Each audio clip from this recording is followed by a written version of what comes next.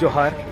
अभी मैं बिरबंकी क्षेत्र में आए हुए हूँ और आज यहाँ सरना धर्म स्वतंत्र समिति की ओर से एक सम्मेलन हुआ था और इसमें कई सारे जगह जगह से जो समाज के सरना समाज के जो अगुआ लोग आए हुए थे, इसके साथ में कई सारे महिलाएं, बच्चे एवं सभी वर्गों के लोग आज इस सभा में उपस्थित हुए थे और आज सामाजिक मुद्दों को लेकर के और अपनी जो सरना धर्म कोड को लेकर के भी चर्चा किया गया। और अभी हम यहाँ के जो सलाहकार से हम जानने का कोशिश करेंगे कि ये जो सरना धर्म स्वतंत्र समिति बनाने का उसका उद्देश्य क्या है और ये कितने सालों से यहाँ इस समिति का गठन करके अभी तक चला रहे हैं और किन किन जगहों पर इस तरह का जो शाखा बनाया है। तो आइए हम इस समिति के सलाहकार हैं उनसे हम जानने का प्रयास करते हैं। इस बिरबंकी ग्राम में जो सरना समाज का सम्मेलन किया गया था, ये कितने सालों से आप लोग यहाँ कार्यक्रम कर रहे हैं? ये सरना धर्म स्वतंत्र समिति के तत्वाधान में आयोजित कार्यक्रम है और ये बिरबंकी शाखा का 13वां स्थापना दिवस प्रार्थना सभा है। इससे पहले 2011 में सरना धर्म स्वतंत्र समिति का जो गठन हुआ था, ये मुरहू प्रखंड के अंतर्गत डाउगड़ा गांव में ये सरना धर्म स्वतंत्र समिति का नींव रखा गया। उसी के बाद 2012 में ही बिरबंकी शाखा में भी ये शाखा स्थापित किया गया और इसके तहत आसपास के क्षेत्रों में बिरबंकी शाखा का जिम्मेदारी है कि इस शाखा में सरना धर्मावलंबियों को एकजुट करे, गांव-गांव जाकर के सरना धर्म के संबंध में विचार विमर्श करे और लोगों को एक सूत्र में बांधकर जोड़कर समाज को एक सुसंगठित समाज बनाने का प्रयत्न हो रहा है। ये जो सरना स्वतंत्र समिति बनाने का आप लोगों का क्या उद्देश्य रहा?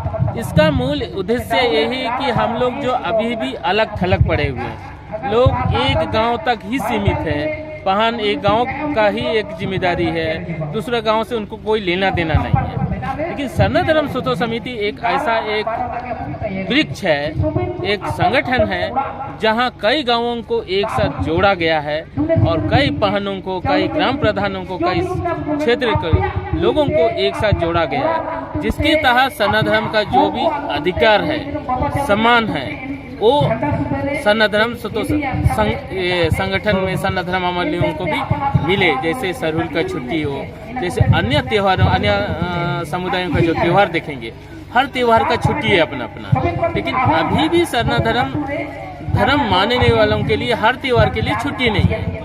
हाँ, इतना हम मान सकते हैं, सरुल है, करम है, सोहराई है, इसके लिए जरूर सरकार ने छुट्टी दी है, पर इसके अलावा अन्य भी त्योहार है उसके लिए हमें अभी तक छुट्टी नहीं दी गई। इसके अलावा जो हमारा एक बहुत बड़ा मुद्दा होता है, आज पूरे देश में अगर जनगणना की बात करेंगे, 2011 की जनगणना की बात करेंगे, तो आज सरना धर्मावलंबी की संख्या 50 लाख के करीब है, माने 50 लाख के लगभग है। और आज अगर पूरे भारत देश का बात करेंगे तो ये छठी बड़ी धर्म है, छठा बड़ा धर्म है। माने हिंदू, मुस्लिम, ईसाई, सिख, बौद्ध के बाद सरना का जगह ही आता है, उसके बाद जैन, 7वां स्थान में जैन का स्थान है। फिर भी हमें धर्म कोड अभी तक नहीं दिया जा रहा है। इसी का हम लोग प्रयास कर रहे हैं कि सुसंगठित होकर के हम लोग सरकार से मांग करें और हमें भी सरना धर्म कोड, हमारा भी एक अलग सरना धर्म कोड आवंटित हो। ये जो आप लोग ये सरना धर्म स्वतंत्र समिति अभी तक में कितना स्थान पे इस समिति का गठन किया गया है? अभी ये हमारा सरना धर्म स्वतंत्र समिति 6 जिलों में काम कर रही है। 6 जिले के अंतर्गत अभी 20 शाखाएं हैं।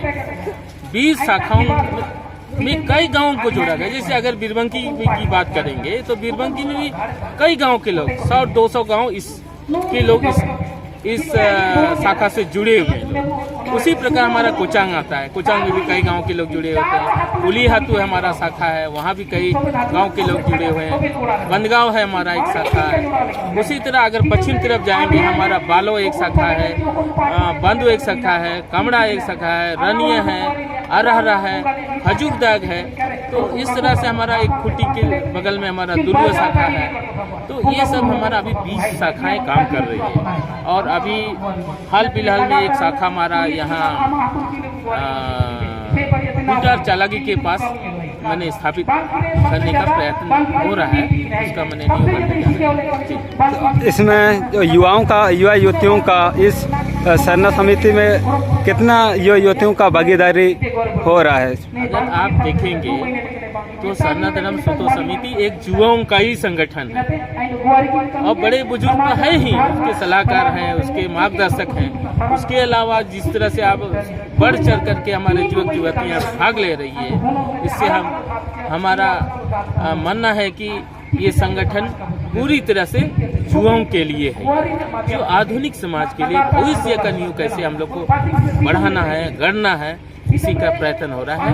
तो युवाओं को ही ज़्यादा इसमें तवज्जो दिया जा रहा है। अभी जो इस समिति से एक हट की तरह आपसे पूछना चाहेंगे, अभी भारत में लोकसभा चुनाव का दौर है और इस क्षेत्र में 23 मई को लोकसभा चुनाव का घोषणा किया गया है। तो इस पे आप लोगों का समिति की ओर से सरना धर्म कोड को लेकर के जो यहाँ के जो प्रत्याशी को आप लोगों की ओर से धर्म कोड को लेकर के क्या उन लोगों को कहना चाहोगे? हम लोग का एक मांग चिर परिचित मांग था और मांग रहा है सरना धर्म स्वतो समिति का कि सरना धर्म कोड नहीं तो वोट नहीं। मतलब जो अगर पार्टी सरना धर्म की बात नहीं करेगी, सरना धर्म कोड के लिए पहल नहीं करेगी, तो उसको वोट नहीं देंगे। ये क्लियर बात है हम लोग का। तो इसलिए हम लोग इस चुनाव में भी ये हमारा बड़ा मुद्दा है। हम चाहते हैं कि जो भी पार्टी है इस घोषणा पत्र में कम से कम हमारा सरना धर्म कोड को रखे और चुनाव के बाद जो जीत के आएगा वो हमारा धर्म कोड के लिए पहल करे और यथाशीघ्र हमारा धर्म कोड लागू करे। हाँ सर, आपका परिचय? जी, मेरा नाम मथुरा कंडित, सरना धर्म स्वतो समिति के सलाहकार है।